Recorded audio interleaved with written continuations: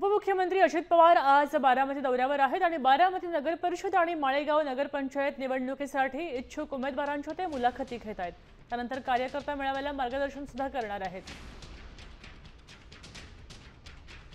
याचा आढावा घेतलाय आमचे प्रतिनिधी मंगेश कचरे यांनी।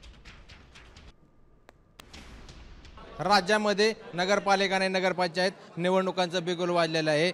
बारामतीमध्ये उपमुख्यमंत्री अजित पवार हे बारामतीच्या दौऱ्यावर आहेत। आज बारामतीच्या दौऱ्यावर असताना सकाळपासून बारामती येथील राष्ट्रवादी भवनामध्ये अजित पवार इच्छुक उमेदवारांच्या मुलाखती घेत आहेत। बारामती नगर परिषदेसाठी 41 जागांसाठी निवडणूक होत आहे। ही 41 उमेदवारांच्या मुलाखती, त्याचबरोबर नगराध्यक्ष पदाच्या देखील मुलाखती आज अजित पवार हे घेत आहेत। एकूणच सकाळपासूनच या ठिकाणी राष्ट्रवादी भवन परिसरामध्ये ही इच्छुक उमेदवारांनी मुलाखतीसाठी गर्दी केलेले कार्यकर्ते देखील हजारोच्या संख्येने या ठिकाणी आलेले आहेत। आज दुपारी 11 वाजता अजित पवार हे मेळावा घेणार आहेत आणि त्यानंतर माळेगाव नगरपंचायतीच्या निवडणुकीच्या संदर्भात इच्छुक उमेदवारांच्या मुलाखती घेणार आहेत।